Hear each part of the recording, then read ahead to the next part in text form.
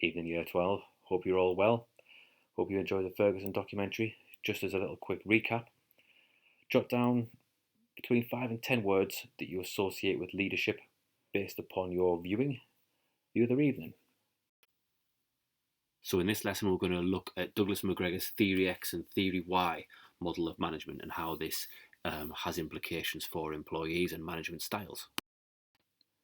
So in his 1960 book, The Human Side of Enterprise, Douglas McGregor essentially describes two management styles, two ways of looking at workers in terms of a Theory X worker and a Theory Y worker. Theory X and Y, therefore, are also management styles in their own rights. Theory X and Y offers an explanation of human behaviour and motivation. In other words, trying to look at why people behave like they do in the workplace and why people are motivated to go to work and what implications that's going to have for managers. Okay, so let's start off with looking at a Theory X worker or a Theory X management style. So this style assumes that employees inherently dislike work. They aren't going for any social factors. They aren't going because they're intrinsically motivated. They're going because they're extrinsically motivated. They're motivated by rewards, essentially, probably usually monetary rewards. As such, the implication for managers is that these employees need to be controlled. They've got to be coerced into completing work, and they've got to be coerced into completing specified tasks. They're going to avoid responsibility. They don't want to be empowered in the workplace, right? They want to be told what to do. So this has got implications for managers, okay, in terms of the planning of work, the monitoring of work, the scheduling of work, and also clearly the motivation of the staff. Okay, because they've got to be coerced, they're not going to do things willingly. Inherently, these people dislike going to work, remember. Okay. The other important thing to be aware of is that they aren't going to necessarily buy in to the organisation's aims and objectives on their own. They've got to be pushed, they've got to be told what the objectives of the organisation are, and they've got to be push towards achieving those organisational goals. They aren't going to do it in their own right. They're not going to take the responsibility and try and drive the organisation forward. It's almost like, think of someone going fishing. They're being hooked and they're being brought forward. They're being pulled to try and achieve the goals and the aims of the organisation. And of course, a good way to think about that is remember the clip we watched about Mike Bassett, England manager. If you can't remember that clip from Mike Bassett, have a look on YouTube and I'm sure you'll find it again. This is the one that you want, where he's giving them a good drilling down in his halftime team talk. At the other end of the spectrum, then we have Theory Y workers. These workers enjoy work. Okay, they're going to work, they're motivated intrinsically. They relish challenges, they accept challenges, they strive for more. They're trusted by management, okay, and they trust management. As such, any empowerment that is offered to them, any extra responsibility they seek, and they're creative in their approaches to work. So the complete contrast to a Theory X worker.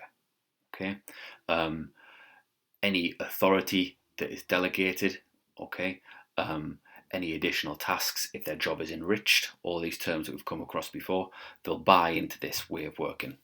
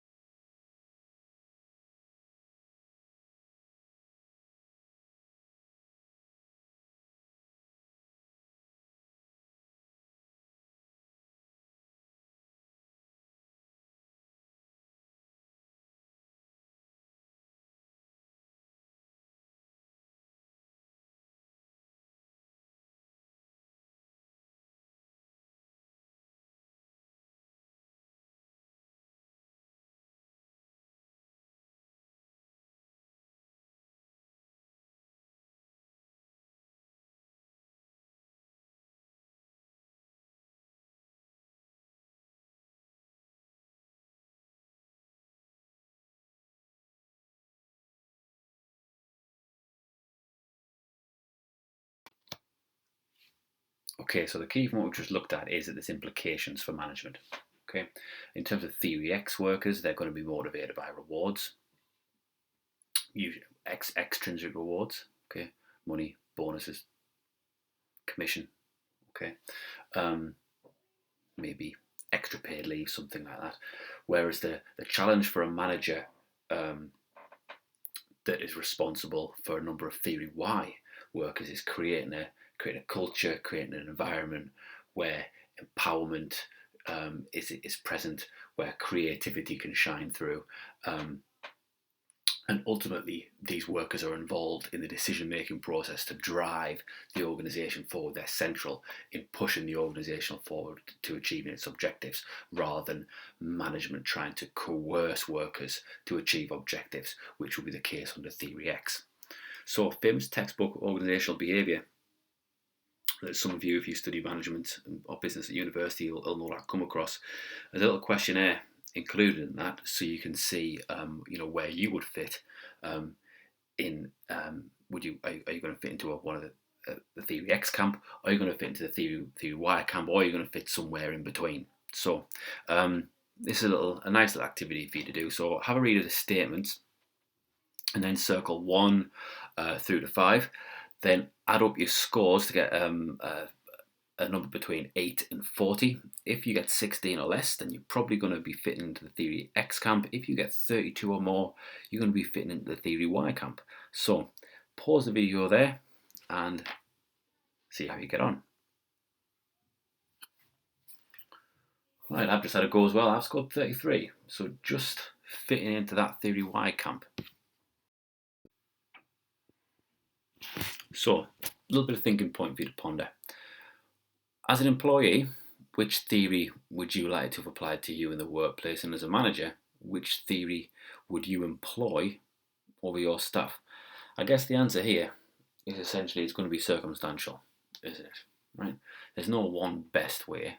It's going to determine or be determined by the nature of the organisation, the nature of work, the industry that they're in. Okay, but bear in mind it's important not to pigeonhole and say that they're going to be in either camp. There may be a mixture of both, but it's understanding the management implications for the type of worker that they are dealing with. So, thinking back to some work we've already done, this has got implications for motivation. Theory X workers, rewards are needed to achieve management goals.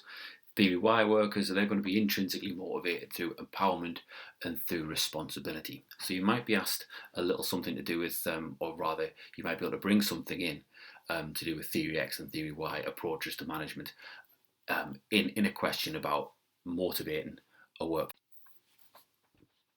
So, knowledge of Theory X and Y has got implications for management style. Okay, how we're going to interact with our employees, how we're going to approach our employees. It's got implications for the design of work, the design of jobs, okay, the design of roles. If you think right back to the start of the recruitment process, drawn up job descriptions, person specifications. If we think about how tasks are going to be assigned,